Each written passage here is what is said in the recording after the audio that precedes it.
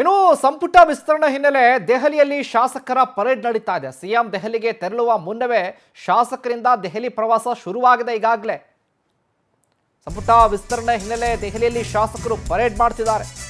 Lobby ಜೋರಾಗಿದೆ.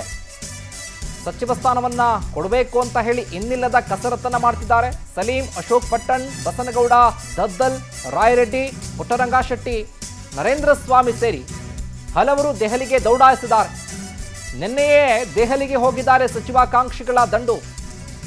ಮಾಜಿ CM ತೆರಳೋ ಮುನ್ನಾನೆ ದೆಹಲಿಗೆ ಹೋಗಿ ಬೀಡು ಬಿಟ್ಟಿದ್ದಾರೆ. ಸಂಪುಟ ವಿಸ್ತರಣೆ ಹಿನ್ನೆಲೆ ದೆಹಲಿಯಲ್ಲಿ ಶಾಸಕರು ಪರೇಡ್ ಶುರು ಮಾಡಿದ್ದಾರೆ. ಈಗಾಗಲೇ ಕೊನೆ ಹಂತದ ಕಸರತ್ತು. ಪ್ರಯತ್ನ ಮಾಡೋಣ ಅಂತ, ಪ್ರಯತ್ನ ಮಾಡಿದ್ರೆ ಫಲ ಸಿಗುತ್ತೆ, ಮಾಡೋದ್ರಲ್ಲಿ ತಪ್ಪಿಲ್ಲ, ಒಂದು ಅವಕಾಶ ನಾವು ಕೂಡ ಗಿಟ್ಟಿಸ್ಕೊಳ್ಳೋಣ ಅಂತ ಹೇಳಿ ಲೆಕ್ಕಾಚಾರ ಹಾಕಿದ್ದಾರೆ. ಆನಂದ್ ಮಾತನಾಡ್ತಾ ಇದ್ವಿ, ಈಗಾಗಲೇ ದೆಹಲಿಗೆ ಹೋಗ್ತಾರೆ ಇವತ್ತು ಅಂತ. ಆದರೆ ಇದಕ್ಕೂ ಮುಂಚೆನೆ ಸಚಿವಾಕಾಂಕ್ಷಿಗಳು ಲಾಬಿ ಮಾಡೋದಕ್ಕೆ ದೆಹಲಿಗಾಗಲೇ ಹೋಗ್ಬಿಟ್ಟಿದ್ದಾರೆ ಅಂತ. ಹಾಗಾಗಿ ಈ ವಿಚಾರವಾಗಿ ಅಪ್ಡೇಟ್ಸ್ ಕೊಡೋದಾದ್ರೆ ಖಂಡಿತವಾಗ್ಲೂ ಶಿವಕುಮಾರ್, ಇರ್ತಕ್ಕಂಥ 20 ಸಚಿವ ಸ್ಥಾನಕ್ಕೆ 50ಕ್ಕೂ ಹೆಚ್ಚು ಶಾಸಕರು ಲಾಬಿಯನ್ನ ಮಾಡ್ತಾ ಇರ್ತಕ್ಕಂಥದ್ದು. ಹೀಗಾಗಿ ಹೈಕಮಾಂಡ್ ನಾಯಕರು ಯಾರಿಗೆ ಮಣೆ ಹಾಕುತ್ತೆ ಅನ್ನೊಂದು ಕುತೂಹಲ ಒಂದು ಕಡೆ ಇದೆ. ಈಗಾಗಲೇ ಹಲವಾರು ಸಚಿವಾಕಾಂಕ್ಷಿಗಳು ದೆಹಲಿಯಲ್ಲಿ ಬೀಡುಬಿಟ್ಟಿದ್ದಾರೆ. ಪ್ರಮುಖವಾಗಿ ಅಶೋಕ್ ಪಟ್ಟಣ್, ಅಪ್ಪಾಜಿ ನಾಡಗೌಡ, ಮಳವಳ್ಳಿ ನರೇಂದ್ರ ಸ್ವಾಮಿ, ಹಾಗೆ ಹಂಪನಗೌಡ, ಬಾದರ್ಲಿ ಸೇರಿದಂತೆ ಬಹಳಷ್ಟು ಒಂದು ಸಚಿವಾಕಾಂಕ್ಷಿಗಳು ಅಲ್ಲಿ ಬೀಡು ಬಿಟ್ಟಿರ್ತಕ್ಕಂಥದ್ದು. ಮತ್ತೆ ತಮ್ಮದೇ ಆದಂತಹ ಜಾತಿ ಮತ್ತೆ ಸೀನಿಯಾರಿಟಿ ಕ್ಲೈಮ್ ಮಾಡ್ಕೊಳ್ತಕ್ಕಂಥ ಒಂದು ಪ್ರಯತ್ನವನ್ನು ಕೂಡ ಮಾಡ್ತಾ ಇದ್ದಾರೆ ಅಂತ ಹೇಳ್ಬೋದು.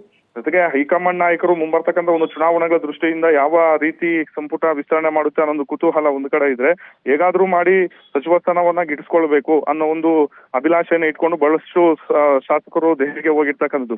ಮತ್ತೊಂದು ಕಡೆ ಪ್ರಮುಖವಾಗಿ ಒಂದೆರಡು ಬಾರಿ ಗೆದ್ದಂತ ಶಾಸಕರಿಂದಲೂ ಕೂಡ ತೀವ್ರ ಲಾಬಿ ನಡೀತಾ ಇದೆ. ಯಾಕಂದ್ರೆ ಈ ಬಾರಿ ಕಾಂಗ್ರೆಸ್ ನಲ್ಲಿ ಸುಮಾರು 40ರಿಂದ 50 ಮಂದಿ ಹೊಸ ಶಾಸಕರಿದ್ದಾರೆ. ಇದರಲ್ಲಿ ಸುಮಾರು 2-3 ಸಚಿವ ಸ್ಥಾನ ಸಿಗ್ತಕ್ಕಂಥ ಒಂದು ಸಾಧ್ಯತೆ ಇದೆ.